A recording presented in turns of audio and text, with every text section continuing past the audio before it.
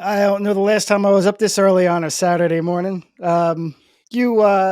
I think you're a little better than me at this, Michael, but Yeah, I in my touring days, I got really used to being up late and sleeping late. My favorite term when I used to tour was late checkout. right. Uh, but these days, I tend to have more of a 9 to 5 situation, so I'm usually up fairly early, but usually not this early. I got up around 5 a.m. Pacific time today to get over to the record store because, among other things, this guy behind me, Billy Joel live at the Great American Music Hall, came out, and I couldn't think of a better reason to get up on a Saturday morning. Yeah, I too did my golden ticket sojourn and got my copy of it too. So it's exciting. It's my first record day excursion, so it was kind of fun. Yeah, there's a lot of people. You get to know a lot of folks in line and mulling around the store, and I've made some record collector friends around the country, and it's funny. You're relieved when you meet somebody who's got slightly different tastes than you, and it's like, okay, cool, they're not after that one. Yeah, yeah. So This line's gonna get real awkward. yeah, yeah. So fortunately, record store here in town had enough copies of this one. It was a little dicey on a couple other titles, but I lucked out and can't wait to dig into the new album here. Yeah, this is one that just saw the light of day at the end of 2021 as part of the vinyl box set Volume One, and this is its only standalone release, which is limited edition. Only 6,700 copies are out there. And if you're watching this on Record Store Day and you want a copy, I suggest just pausing, googling your local record store, and Seriously, getting the hell out there now before they're gone. You might still get yeah, lucky. yeah. These go super fast. I know the live at Carnegie Hall one behind me. That went incredibly quick. Now, granted, that one only had about 3,000 copies. This one's in the 6,700 range, I want to say. Hmm. So there's going to be a few more out there in the world, but we want you guys to get your hands on this at retail prices before you have to look elsewhere on the secondary market. So Right. definitely take 20 minutes, pause this, and go run up and see if you can still get a hold of a copy. Yeah. We'll wait. All right, so let's check this out, man. I'm kind of excited. It's like we have this already, but different version. I'm down. Yeah, Uh, yeah, so, do you want to be our since you're usually our hype sticker man? Do you want to read off that hype sticker there? yeah, absolutely. Nice red hype sticker, which really works well against the silver. Record Store Day logo up top. It says Billy's Historic 1975 San Francisco concert recording. Includes early live versions of Everybody Loves You Now, The Entertainer, and Somewhere Along the Line. Contains the earliest released versions of New York State of Mind and James. Mixed and mastered from the original multi track tapes, limited edition opaque gray vinyl. Let's take a look at that here. Let's see here. There you go. There it is. So that red looks really nice against the silver there. I really Yeah, like that. It's really sharp. Yeah. yeah. So the rest of this, if you haven't seen it, this is all. The rest of it looks about the same as the one that came out with the box set. So we have Billy Joel live at the Great American Music Hall, 1975 on the front. And on the back, we have it's two records fit cozily in this small package. That's what she said. Side A is Introduction, Somewhere Along the Line, Roberta, The Mexican Connection, and Root Beer Rag. Side B is James, Band Introductions, You're My Home, You're So Beautiful as an interlude, Everybody Loves You Now. Side C, New York State of Mind, Benny and the Jets as an interlude, Travel and Prayer, and Delta Lady as an interlude. And then side D is The Entertainer, The Ballad of Billy the Kid, Ain't No Crime, and Weekend Song. And liner notes we have recorded live for Columbia Records, CBS, by Ron Mallow and Mike Stewart with DSR Productions, Devonshire Sound Studios at the Great American Music Hall, San Francisco, California, June 1975. So this is called from a few dates at that venue. It's not just one concert. Produced for release by Bruce Dickinson, not that Bruce Dickinson, and John Jackson. Mixed by Frank Filippetti at Right Track Studios, New York City. Cover photo is Jim Marshall Photography, LLC. Art direction and design, our good friend Edward O'Dowd. Special thanks to Jeff Schock. Personnel is Billy Joel, piano, keyboards, and vocals. Don Evans, acoustic and electric guitars. Reese Clark, drums. Doug Stegmeyer, bass. Johnny Almond, horns and keyboards. And I guess we'll get into the real fine print here. All songs written by Billy Joel and published by Joel Songs, admin by Alamo Music Corp, ASCAP, Except You Are So Beautiful, Benny and the Jets, Delta Lady. And yeah, and that's got the Columbia and Legacy logos at the bottom there. And let's take a good look at that. So we saw the hype sticker. This is you're getting a good view, I guess, of my screen. I do love this picture of Billy. It's got the the recording microphone, not your usual live microphone for live sound, and his sleeves are a little rolled up, which looks just doesn't look like it was staged though. It looks like he just rolled them up a little to get at it, which I always liked on this photo. And then the back, nice and stately. I think we'll just take a picture of this as well and just put that out there. I do like the legacy at the bottom. I don't know why that L just really does it for me. I'm not even being sarcastic. it's a well rendered, simple logo that just does the trick. Just want to note that this guy came out digitally as well. So if you're not big into record collecting, but you really want to get your hands on this audio, yesterday, Friday the 21st, it came out digitally, so you can stream it, download it, and it's a really fantastic snapshot recording of 1975. So I would definitely urge you to get on that as well if you're not just going to get a digital copy, right? Or the physical copy rather. Yeah. And if you're looking for more information on it, head on over to glasshousespod.com. We have episode 83 came out 2 weeks ago. I can't remember exactly. Recently. Yeah, it came out. It came out recently.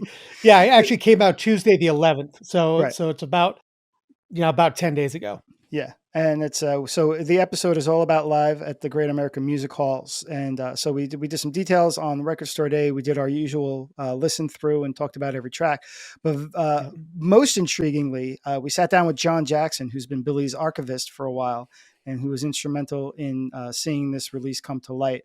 This release actually goes back way further than you may realize, or that we realized anyway. So Jeff Schock was involved before he passed away.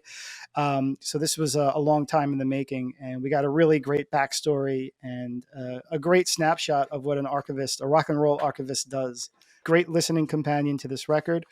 And let's see what we got on the inside. So yeah, I think, Jack, I'm going to let you do the honors here. I did the Walmart unboxing, and I'm the one who actually cracked the seal on the vinyl box set volume 1. Yeah. So don't we have you take the honors on this guy? I have the usual black sleeves there, which was same as the vinyl box set release. But you can see sort of peeking through just a little is that sweet colored vinyl. Very nice. And, it's occurring to me now that the Record Store Day red and the Columbia red are close cousins. So we're getting the same same effect. From the hype sticker, rather. Yeah.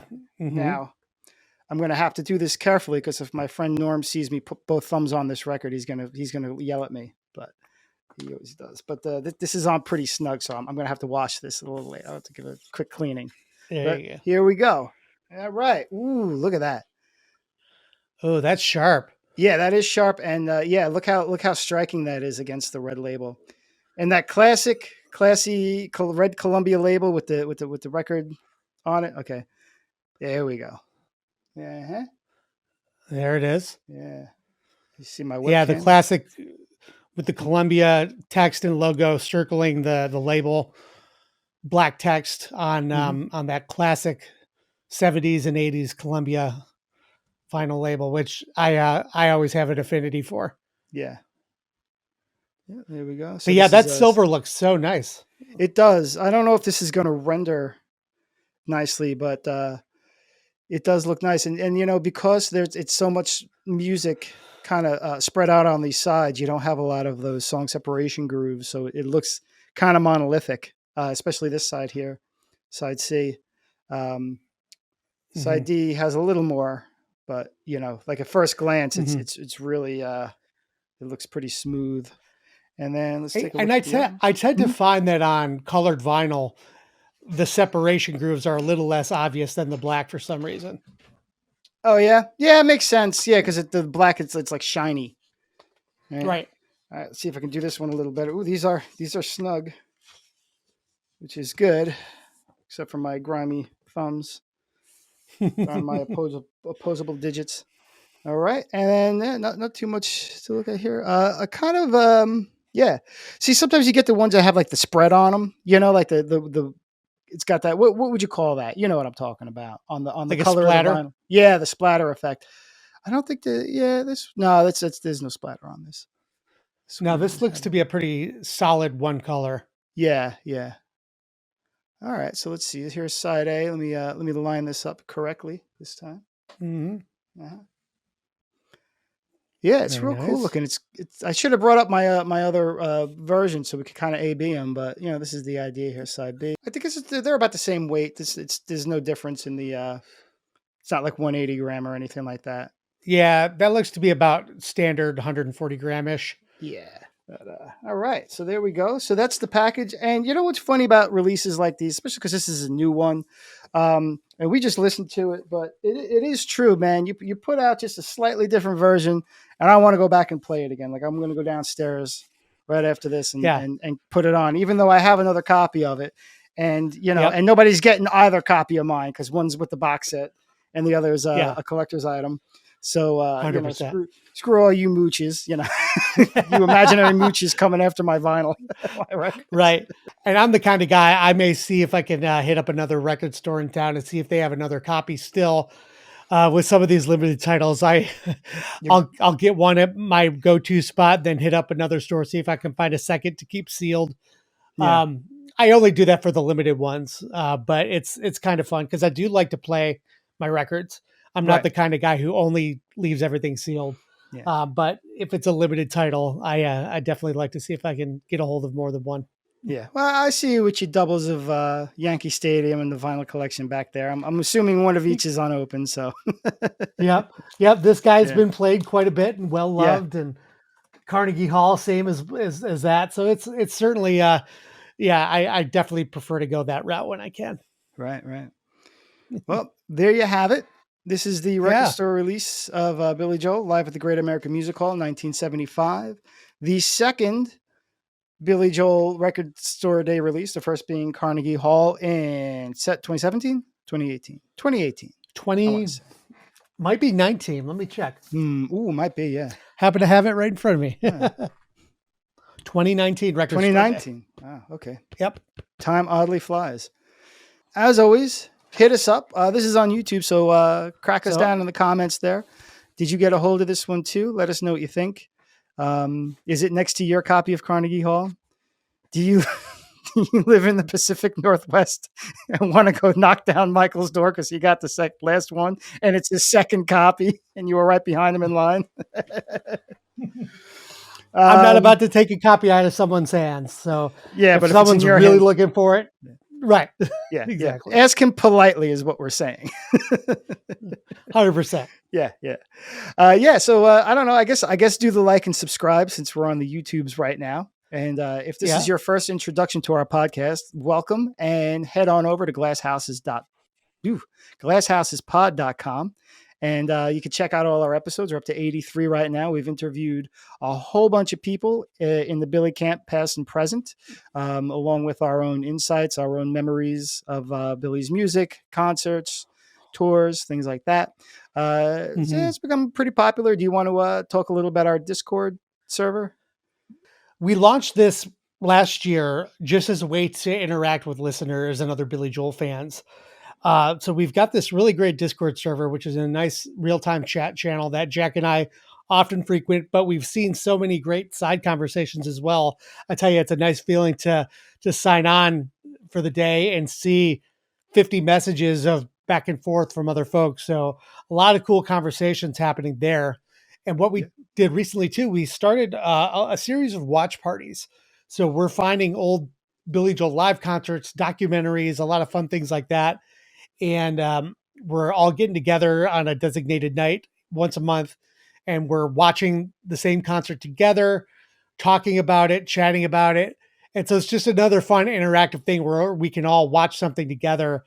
And yeah, it's a lot of fun. This month we did the Frankfurt, Germany show from 1994. Hmm. We've done Live from Long Island, the video album 1 and 2, the Millennium concert. So we've got quite a few under our belt already, and it's a lot of fun. So if you're into something like that, check out the Discord server. If you go to our website, in our episode show notes, we've got a link to join that as well, and we'll put it here in the description, so you can log on and see what we've got going on there.